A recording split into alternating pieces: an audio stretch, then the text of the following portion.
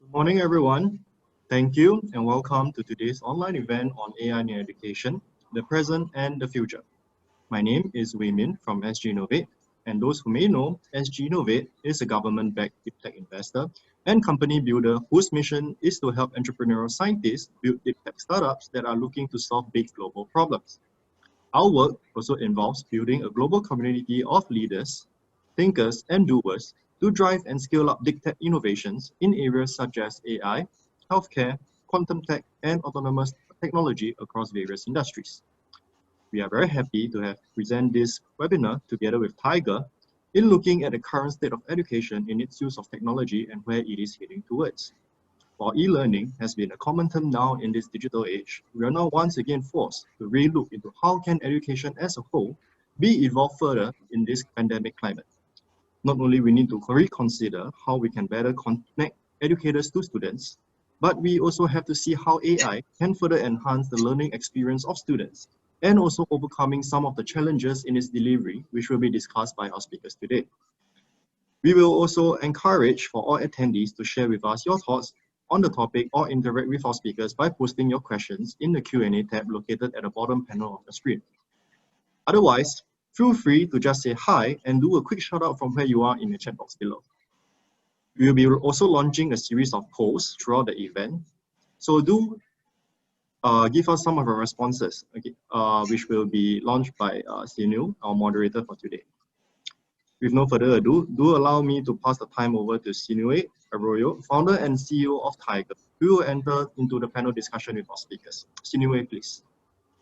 Thank you so much, Wei Min. Hello, everyone, and welcome to this webinar. My name is Sinue Arroyo. I'm the founder and CEO of TAIGER, which is a global artificial intelligence company headquartered here in Singapore.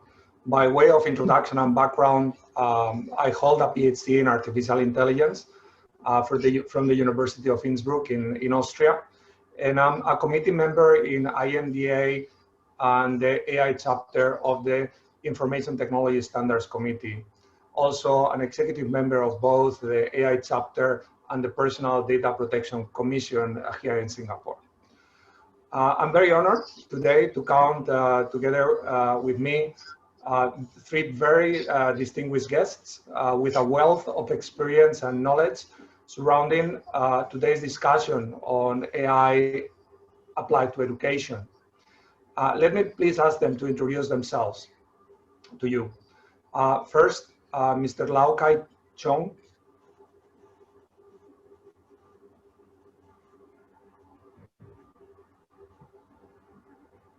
Hi, sorry, I was trying to unmute myself first. Okay, so good morning, everyone. So my name is Kai Chong. I'm the CIO of Singapore Management University. Prior to SMU, I was also the CIO of NTU. So in university, we have to serve the diverse needs of a diverse user base, namely faculty, professional services staff, students, and alumni. And you know that the key business of any university are in three areas: education, research, and administration. So that because sums up my role in the university. So like many others, we are in SMU, we are also currently undergoing a digital transformation, which is now a key strategic priority across education, research, and administration. And in this process, AI does feature very strongly in this transformation in terms of the smart automation. And we all know that working from home has today really accelerated this process. And in my opinion, really working from home has serviced three needs in terms of digitalization, automation, and of course, security, because you're working from home. And although AI and security is not a topic of today's discussion, but to us, at least, university is an important area. And we need lots of it now to identify, detect, defend, and protect the escalating cyber threats, especially now with the shortage of cybersecurity talent. That's become even more important. So I just pause and end here, and I look forward to a very interesting discussion in the next hour or so. Thank you. Back to you, Sino. Thank you so much, Kai Chong. Next, we have Mr. Tan Chor Meng. E-education and technology as key enablers to reducing inequalities and improving lives. My name is Chor Meng. I work as Wiley Senior Director for Education in Asia. I'm based out from Singapore, but spent the past decade and a half traveling, working with learning institutions to understand what works and what needs to be improved. Artificial intelligence has helped students succeed and has huge potential to help many more people in the future. Over 15 million learners around the world use Wiley's technology-enabled platform and content, like Zybooks, Alta, Newton, Adaptive Technology, and Wiley Plus. SGInnovate and Wei Ming, thank you for organizing this event and for having me here today. Thank you for moderating this event, Sinoi. Back to you. Thank you so much, Chor Meng. Last but definitely not least, we have Dr. Richard Chen, please. Hi, my name is Richard Chen. I'm a physicist by training. I have done research and worked in venture capital investment in the Silicon Valley. And I was bitten by the entrepreneurial bug there and started Innovation. We focus on developing educational technology for early childhood education. We also operate about 90 preschools under the brands of Cambridge, Child First and Shores in Singapore, China, and the region. And I look forward to a very fruitful discussion today. Thank you. Thank you. Thank you very much, Dr. Jen. And thank you very much, gentlemen, for joining us today and sharing your wealth of knowledge on the topic. Now that we know a bit more about our panel today, we like to know also our audience. So we'll be launching 2 or 3 polls right now. I'll keep them open for around 20-30 seconds. I would appreciate if every one of you present today will indicate your answers. This will allow us to get to know you a bit more and also drive the conversation towards, areas that might be of more interest to everyone. So here goes the first one. It's about a job function that you guys are in. Please.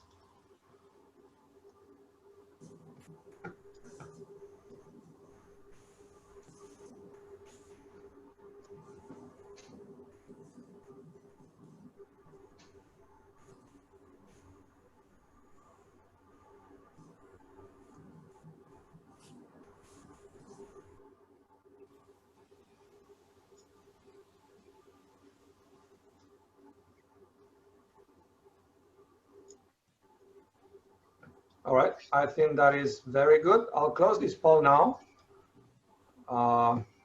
So it seems that 27% of the audience are educators, 19% of the audience are in management, 16% of the audience are in IT, and 6% of the audience are in administrative office work. So I think we have a very balanced and solid representation. I shared the results now with every one of you, so everybody can see the results briefly. And then what I'm going to do, I'm going to launch the second poll, which is about how do you stay updated about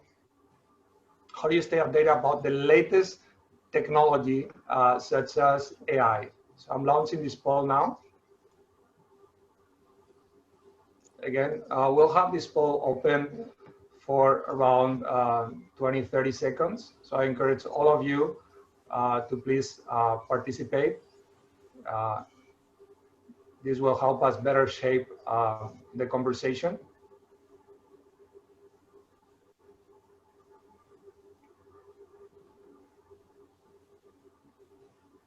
All right, it seems that this one is being more popular than the previous. That is very good.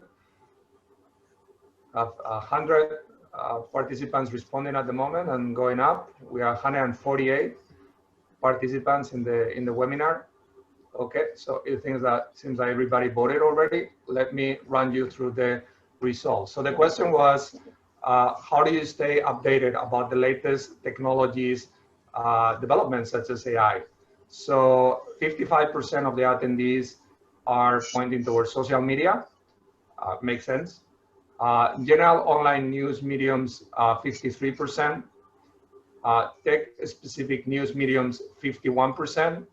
And then obviously word of mouth, not very popular, but it's still representative, 23%.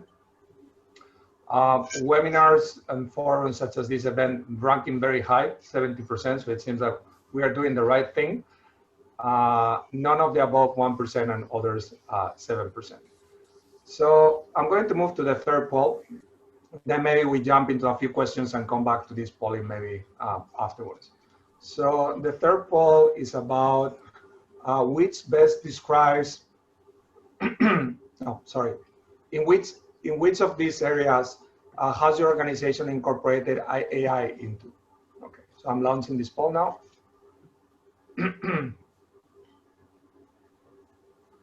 The areas is content, teaching methods, assessment, communications, and others.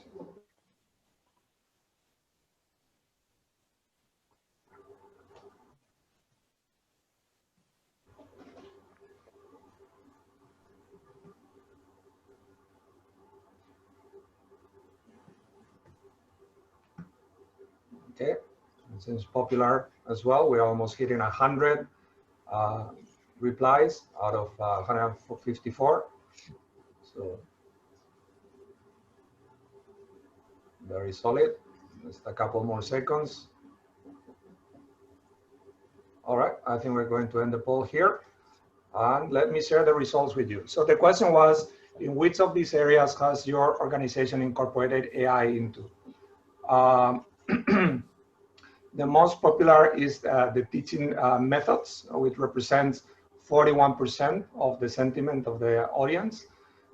Then we have content, 31%. Assessment and communication rank equally high at 24%, and others 16%. Maybe just because it's quite interesting, I'm very curious about this one, I'm going to launch the last poll. Bear with me, please. So this one is, which best describes your view towards AI in education? I think this is quite relevant, so let's take another minute or so to answer this, this poll. The options are, I'm confident about its effectiveness, I'm skeptical about its effectiveness, I don't know much about AI, I don't know much that can be useful. All right, let's see what's the opinion of the audience.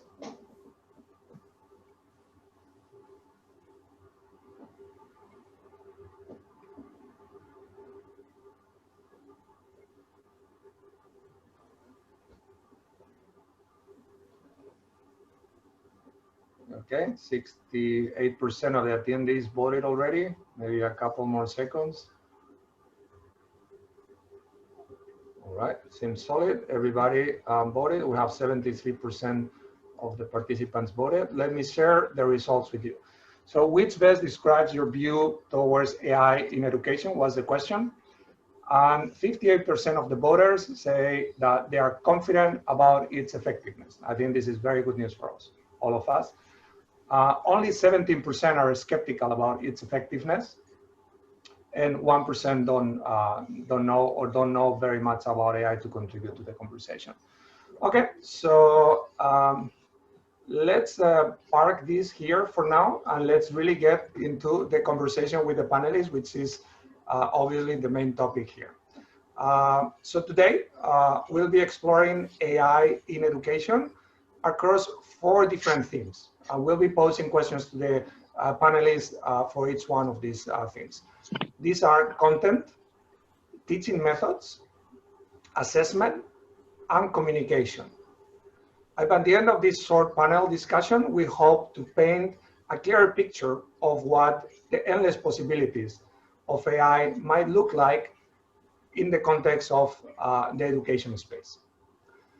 So for our audience, we will encourage you to type your questions into the chat box at any point in time. And we'll either take your questions during the sessions or at the end. So please let us know your sentiment and be part of the conversation. Okay, so let's jump into the first topic: content, curriculum, and personalization of content. Looking first at the content taught to our children, the constant change in curriculum is a challenging yet necessary process. And even with standard curriculum, educators often try to personalize and tailor their lessons to suit their students' learning styles, at least the good ones. However, very trying for educators.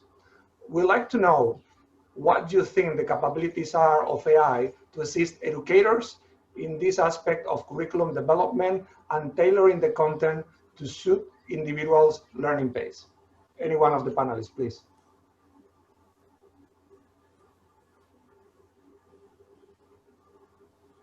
Okay, I will start first then. In fact, in terms of personalization, I think that is the holy grail of AI in education. In fact, there has been a study some years ago, a very famous study called the Bloom's Two Sigma problem. If you compare the effectiveness between one-to-one tutoring of a student versus a teacher with 30 students teaching the same content, the one-to-one tutored student outperformed 98% of all the students in the class. So that is a huge difference. So why are we not doing one-to-one tutoring? It's because it's not possible. It's too expensive. We cannot find enough teachers. But if we imagine a future where AI can actually become somewhat intelligent and at least can do this tutoring on a one-to-one basis, I think that would really increase the productivity and efficiency of learning. So I think this is really the holy grail. Now, give an example. How can this be done? Nowadays, I learn a lot of things on YouTube. And so let's say any topic I'm interested in, I would do a search and I watch a video. Sometimes I understand, sometimes I don't understand. I may look for another video, and YouTube will also recommend videos for me to watch. Okay, so in fact, behind that is a recommender system, which is AI driven, based on the interest of different audiences. They can hope to predict what would you be interested in and which one will be of interest to you. So I think this is, in a way, a precursor to this type of personalized learning. Now, the other thing I would like to just comment briefly is on the curriculum side. With the advent of AI, more and more jobs will be taken over by AI in the future. So I think the curriculum in the future have to change. We cannot train children in the same way as in the past because some of the skills they're doing will be replaced by AI. So what we think is important is, one, they need to learn about AI and coding and technology so they can master them instead of being controlled by AI. That's one aspect. But equally important is for them to develop uniquely human intelligences.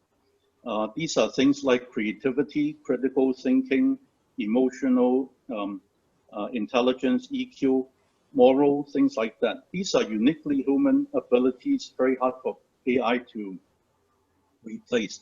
And I think that is really the future of education. Thank you. Thank you very much, Richard. Torben, what is your view? Do you think the hard skills will take a back seat with respect to the soft skills in the education curriculums going forward? So both are important, both hard and soft skills. But what is key with artificial intelligence or AI, which Richard explained earlier, I think cut to the center of the discussion today, and that is personalized learning at scale. Right? So AI technology is already available to improve curriculum and help adapt content to individual students. We use AI to identify students' gaps and provide help where and when they need it. In a basic example, if Mary and John both receive the same question asking for an answer to 2 + 2, Mary then entered 5. John wrote a banana. Our system will be able to ask Mary to check her work, but ask John to reread his question. In other words, the same assignment is created by an instructor, but the path to completing it can be different for every student in the class. This is done by adapting instructions to proficiency level, AI generated. Then we analyze students' behavior, we detect which activities need improvement, and then get the instruction and the practice they need to help them complete assignment and learn. So this is like a coach to an athlete to help her target certain areas more efficiently, her strength, her styles, her gaps, and help her reach potential. If you compare with another athlete who's training alone, with little help, she's working harder, but with less results. We did an analysis involving over 11,000 students. We found that over 80% of students can reach mastery in the assignment, which is AI generated, even though they came into the class and the course unfamiliar with the content required. And therefore, I think there is a fair amount of potential AI could do in both improving curriculum and adapting content. Thank you so much, Chormeng. Kai-Chong, you sit on the other side of the table from the education institution perspective, producing curriculums, etc. Can you share your view with us? How do you feel about this topic? Yes, glad to. So let me touch upon the 2 points that were raised by my fellow panelists. One is about how do we use AI to ensure success of a student outcomes, right? And the second one is about personalized learning. So let me touch on the first one first. So we were quite excited, in SMU when we begin to explore AI on how AI can really analyze the student learning profile, monitor the student performance over time, so that we can do early intervention. So we have data in our e-learning system. So based on the assignments, projects, quizzes, exams, we use this as a base, and then we monitor the students' performance, and then we compare the data from historical ones as well as with current peer performance to make assessment if the particular student performance based on past data, obviously, is going to make it at the end of the term, of course, in terms of academic performance. But there lies in, of course, every scenario has its challenges. So I think the devil is always in the details. So we found that we have limited experiments and trials with our professors. So we found that what is really what will make the difference, whether you use AI or AI can effectively deploy is basically you need to have make available a large and relevant data sets over the years. The more data you have, obviously, the AI engine becomes a lot smarter.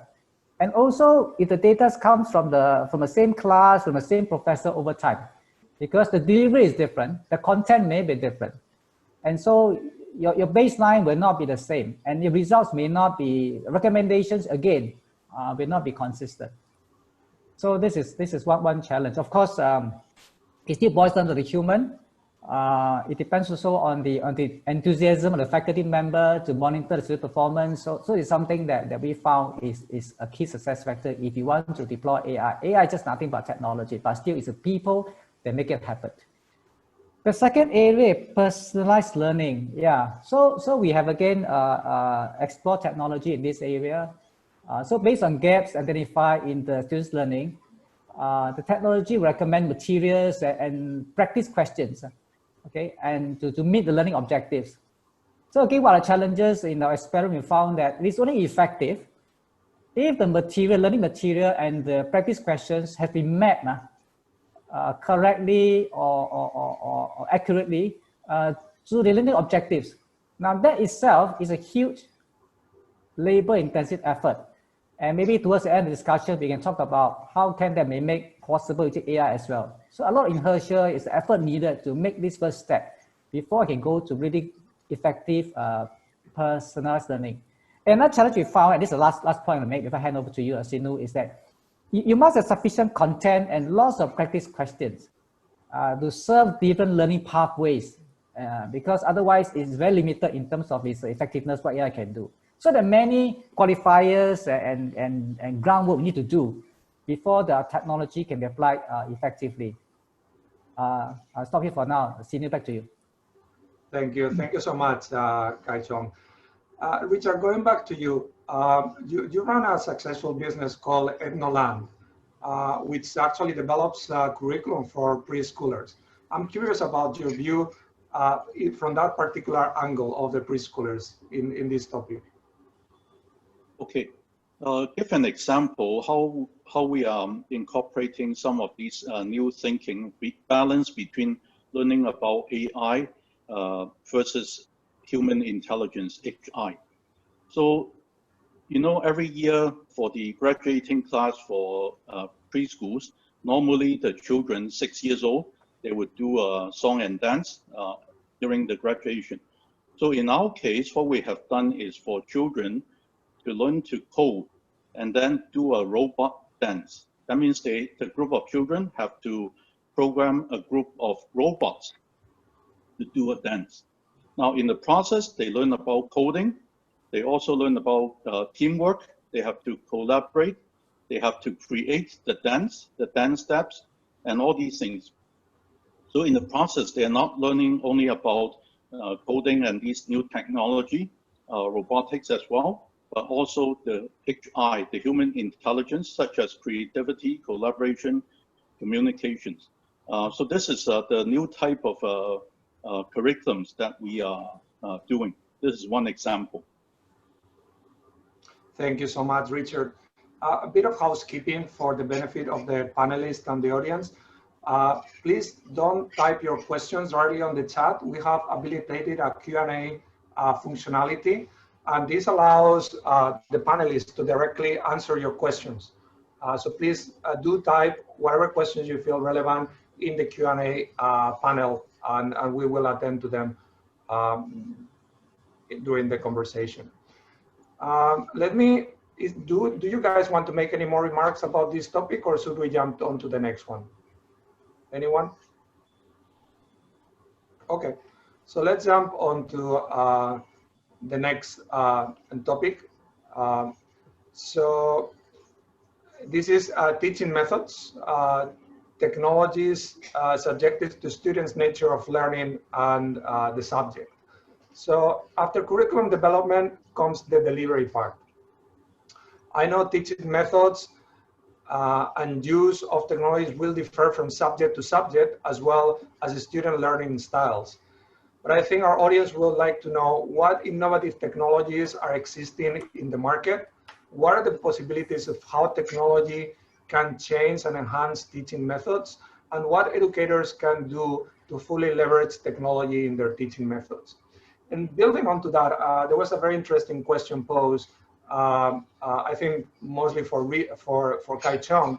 What are the subjects that are going to be subject to, AI be applied to at SMU? What are we going to see first? So I open the floor for you guys to, go ahead. So do you want me to take the question right now, Sino? Yeah, the question was, what specific subjects do you, so let me read. How soon before we see AI used to teach, augment teaching in SMU? Oh, I just lost it. And which subjects will be the first one impacted? Yeah, thanks for the question.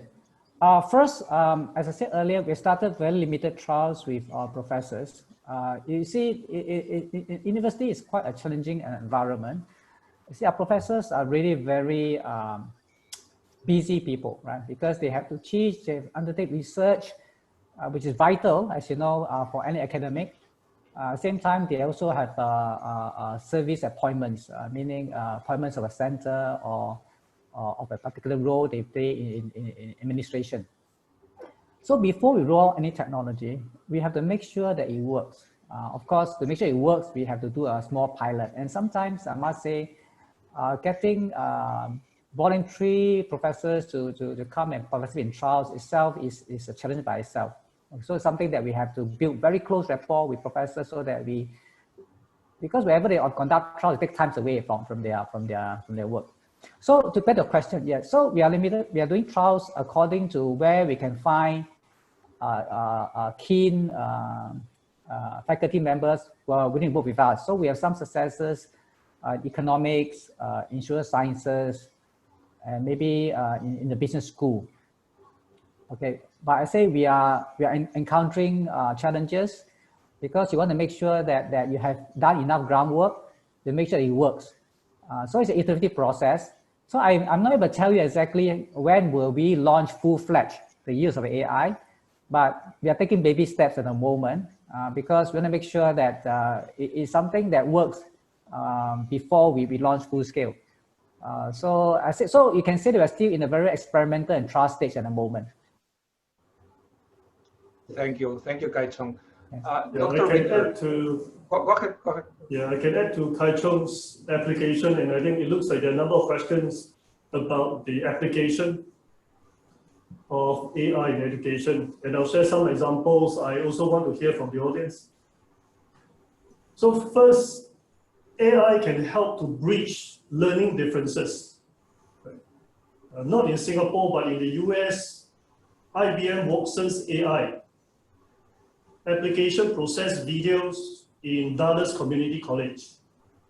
It automatically generated captions aligned with spoken words within videos.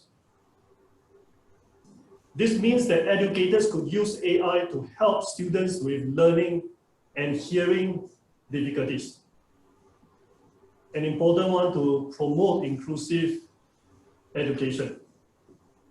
Right. Now, I think there must be quite a number of educators and students on this call. Right. Before I get on to the next example, everyone, I'd like you to get to the chat box. Find the chat box at the bottom of the screen. Are you there now? If you're there now, just type in something. So I want everyone to think of this question in your situation, especially your educators and students in your specific situation. How could AI help you in education? Question, how could AI help you in education? Ready? Go. Type in your responses in the chat box. How could AI help you in education? As you do it, I will provide another one on chat.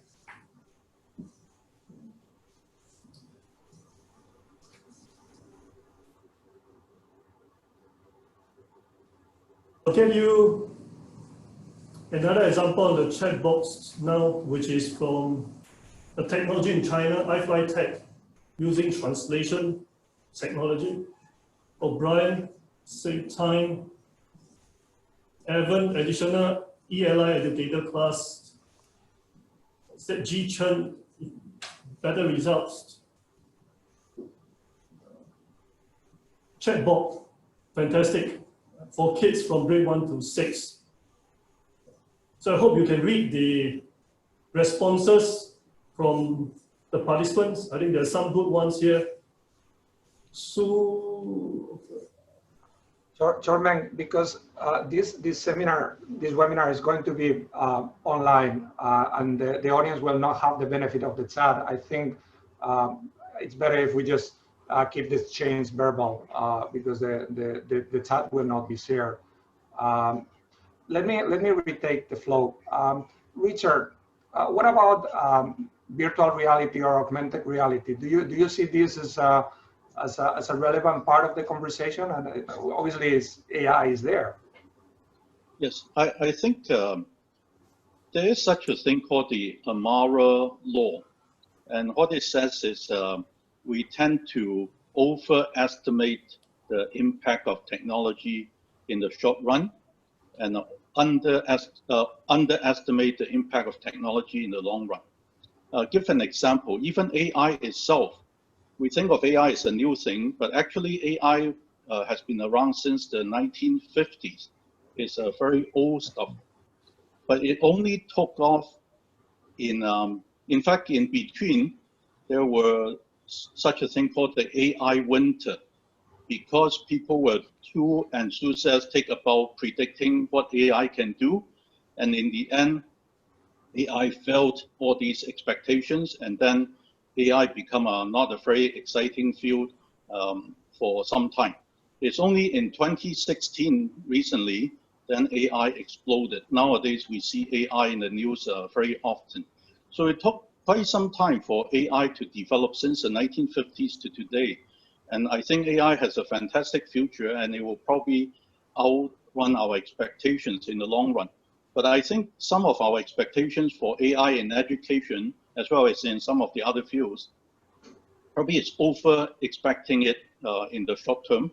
Long term, yes, absolutely, AI will have a tremendous impact. So I think we need to keep that in mind and cannot expect AI to change the landscape of education overnight. So that would be my comment. Thank you, Dr. Chen. Kai-Chong, what is your view on that? And focusing on the short term, and this is an unavoidable topic nowadays, how has COVID-19 impacted, right? I mean, before, large-scale exams were not part of they were not an issue. Education was, physically present of the students. How is this happening, and what is your view? Yeah, Sino, but before I answer the question, can I just maybe just sort of comment or rather comment Sure. on what Richard just said earlier, if you don't mind? Yeah, it's about the future of AI. I think we have read many articles in the press about AI taking over jobs, the top 10, 20 jobs, 50 jobs by 2030, how many of these will be taken over by AI? For example, autonomous vehicle will replace a driver completely. No, so jury is still out because it depends on the algorithm in the car, how safe the car is going to be, and so forth. But in terms of education, the question may ask, will the AI completely replaces the teacher in class? Okay, so again, there may be a lot of discussion in this area, but I think the majority of us feels that it will not be because basically the teacher does more than teach, right? Okay, does more than just delivery of content. So I recall our ex-education minister, Mr. Ong Ye Kung, says that if you want to be overtaken by a robot, then behave like a robot. Okay, and recently Lawrence Wong in an online event also said that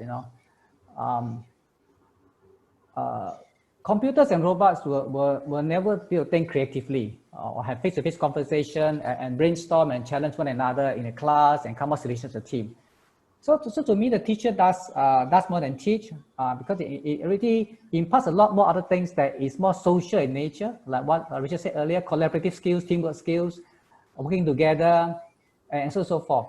So I think that is so for teachers. I think our jobs are safe at the moment. But we'll do better than just teach. So be a more facilitator and helping students succeed in life through your experiences and all that. And one AI doesn't work very well, I think, is when the content is not structured, when it involves higher order thinking, reasoning, discourse, and creativity. So these are things that a human can do a lot better today, at least compared to AI and robots. Okay, so this what I'm gonna comment about. So now back to your question, is it more about, did you mention about examinations? Or yes. More about how we pivot from the way we teach because of COVID going to online teaching? Is that, I'm not sure I got your question. Yes. So Richard was saying like how we overestimate in the present, overestimate in the future in the context of VR, etc. And I would like you to expand on that if you feel comfortable, and also how assessment is being impacted Oh in the yeah, COVID world. in a very big way assessment because of the way SMU has been set up to as a school. So in 2000 when we started the school, okay, our premise has always been that it's a small class size. We do not have large lecture theaters. We are city campus, so so our classroom size is maximum 50 at that point in time. So our class size has always been 40 to 45. Keep it small, keep it interactive, keep it collaborative. So we adopt a similar style of teaching, and the face-to-face teaching has always been our preferred mode. And this is the reason why students enroll at SMU, because they want a very personal kind of teaching. Our class, any lesson last 3 hours. When I first joined SMU, I want to experience this education for myself. So I sat in the Econs 101 class. Top a professor, I was asked, because I knew professor, I said, can I sit in the class, just to experience how the pedagogy is like. So I sat in, and the 3 hours flew past just like this. You don't feel bored, you don't feel draggy, because the way they teach is really interspersed with a lot of questions, a lot of quizzes, a lot of interactions, small group discussions, all rolled into one. So time just flew like this. Now, of course, when COVID hit us, right, when the campus is shut down, everybody can learn from home. So how do we pivot quickly? It was a challenge because, although we have online teaching made compulsory once a term to make sure they prepare for such a crisis, but still it is a completely different way of teaching, because how do we then replicate the interactive class experience in class on site to back online? So quickly we resort to using a lot of interactive tools. Give example, Kahoot, Padlet, for example, and to change the way the professor conduct in class. Because at home, because not face-to-face, you can never 3-hour session because the student will be bored. Okay, so you have to break up this session into many small little chunks and then have a lot of interaction between the class by using quizzes, polling, and so forth. So that was last term. So this term, we are now seeking feedback from faculty members on how we can really pull our learning experience together and then have this shared to the larger community in the university. And of course, now with the relaxation of COVID-19 measure this term, we have moved to hybrid classes. That means that half the class will be taking on-site, class on-site, the other half will be having their classes online at home or elsewhere. Again, there lies a challenge because the professor now has handled 2 environments, a physical and a virtual one. So how do we make sure that the in-class experience for those learning from home will still experience as if they're part of the class? So we have to quickly install a lot of VC cameras at the back of the class, and the student will now feel that they are sitting at the back of the class and interacting with the class, their classmates, they are on site. So all these are challenges in terms of how do we use technology to pivot quickly to provide the in-class experience as close as possible of students that are still learning from home. Okay, maybe I'll just stop here for now. Thank you, Kai Chong. Any other of the panelists would like to share their view on this and how AI could play a role in assessment and COVID, how it could be relevant in overcoming this crisis? I just share a funny story that I heard from my friend yesterday. So this is a real story. It's a US company doing online assessment. It can auto mark short answers. You can type a open-ended short answers into the system. Okay, and so this system was hacked by the students, and all of them can get 100 points. Why? Because they figure out the system checks for keywords. So you don't really have to type a complete sentence. You just type in a string of keywords, including copying the keywords from the question itself, and you can cheat the system and into giving you 100 points. So the point is, I think a lot of these technologies are still in the early stage, and over time, for sure, will get better and better. But in the short term, I think it can assess and augment teachers, but it will be a tough task to replace humans. Yeah. Senior, can I just make another comment on video recording? I think Choming mentioned that earlier. You see, because of COVID, a lot of students have asked for video recording because sometimes their home environment is not conducive for studying or for attending lessons, right? So they have to video record. And what the technology has allowed us to do is AI search, because you can bookmark right now every part of the video, okay? So for example, let's say I want to search for a particular phrase the professor used throughout the particular 3-hour lesson, okay? I search a keyword, and the video technology or search technology allows the student to quickly pinpoint to the area within the minute or so in the video that such keywords are mentioned throughout the whole 3-hour lecture.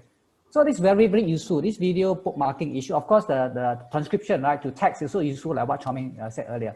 So such technology really help us today in delivering education that is really make it easier for students.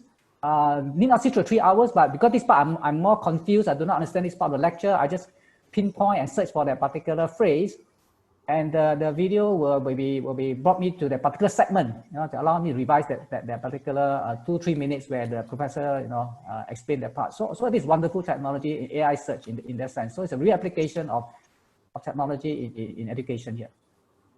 This is a great point, because actually we think about grandiose things, but there are technologies out there like speech to text and search that is very much AI that can be put to work.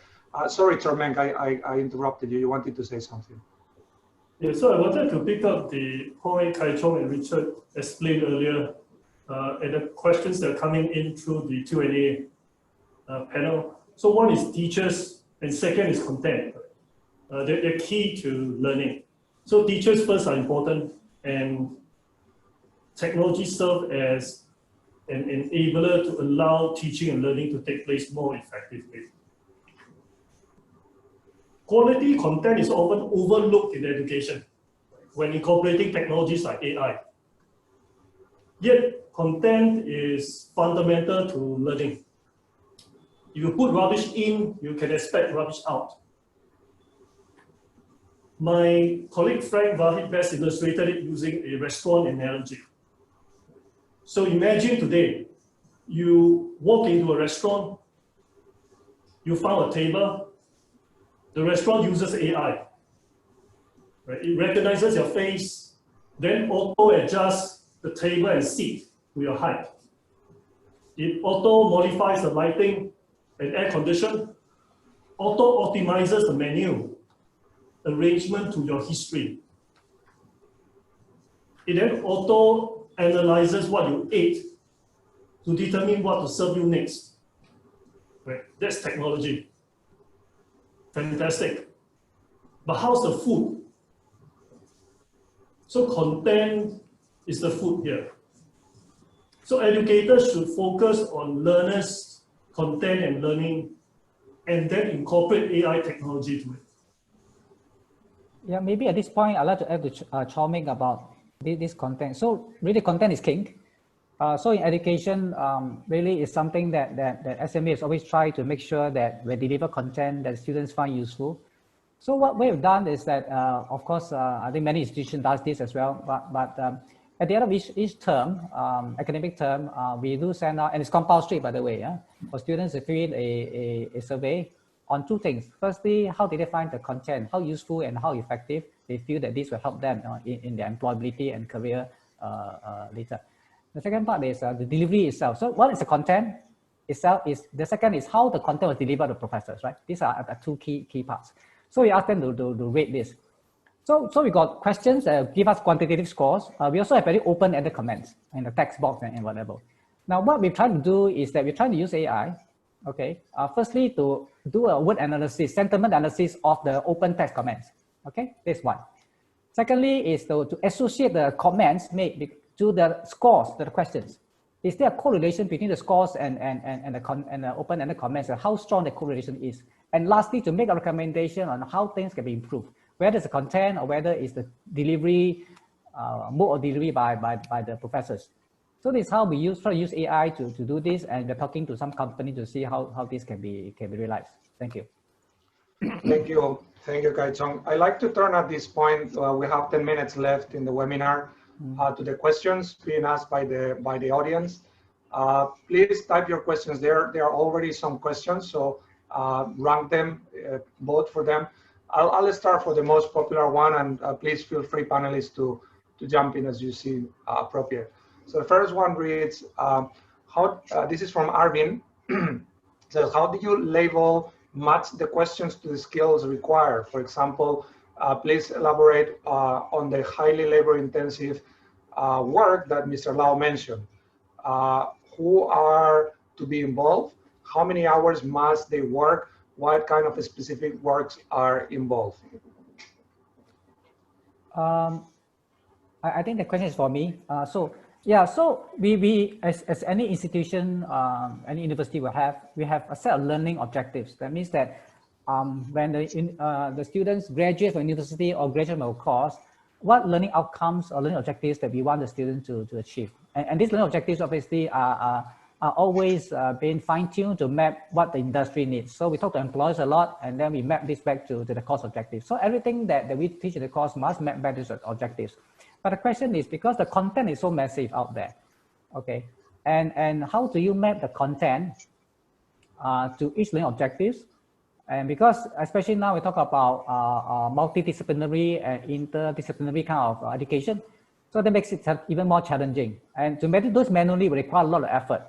I said that time is not something, a luxury that our professors have because of the huge workload.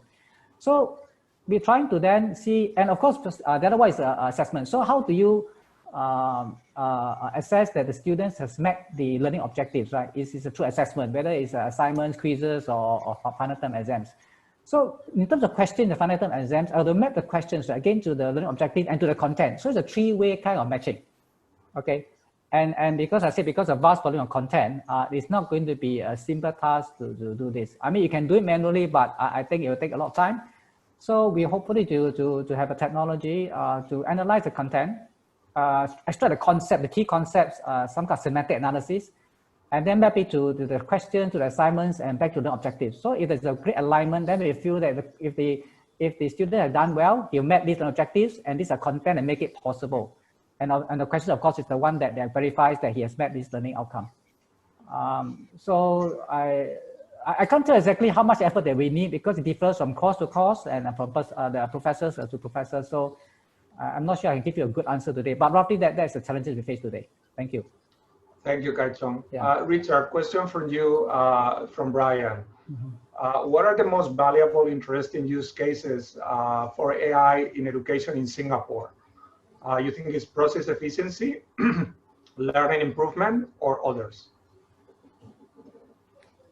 I think, first of all, it's still in the AI use for education is still in its infancy. But if you have asked me this question, I would say right now probably is in the process efficiencies, not so much on the learning side, but maybe the administration side. Some of these things can be done. Give some examples. I don't think this is actually used in Singapore. At least I don't know of. But for example, even taking exams, online exams, you need to verify the identity of the student taking the exam. How do you know it's really the student taking the exam? So some form of facial recognition or things like that can be used. So these are not directly related to learning, but it's still necessary in many cases. So I also maybe just add a point to the earlier question about labeling the questions. I don't know whether this answers the question, but for example, you can use clustering to try to do some of these things automatically. For example, if you set the question correctly, like in math, let's say you have a multiplication problem. And so using clustering, you can look at where the wrong answers lies. Okay, it may be in certain clusters. So if it is in one cluster, it means maybe these children don't know how to carry forward when the number is bigger than 10, for example, or they mix up multiplication with addition, for example, or things like that. So in this case, this machine will separate the wrong answers or automatically into clusters. And of course, it will need a human to go in and understand what this cluster means. So I don't know whether that answers the question, but just to add a comment. Thank you, Dr. Richard. A question for you, Chormeng. From Wiley's perspective, is there such a thing as different learning styles, or is there any research behind this? A question from Brian. I can't hear you very well. Can you repeat the question? So the question is, are there such a thing as different learning styles from Wiley's perspective? Yes, there is. So everyone is different. We learn differently. Some people learn better by visualizing. Some learn better by having a conversation. And this is key in technology. It's not fully advanced, but quality education is very expensive. It requires not just talent, but the ability to understand differences between different individuals and then connect with them.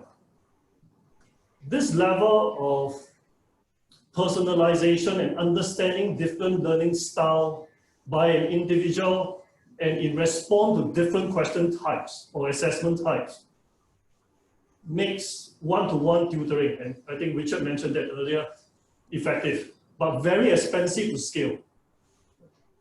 So therefore, I think the question for technology, in particular AI, is to help scale that level of personalized learning, recognizing different learning styles and individual differences.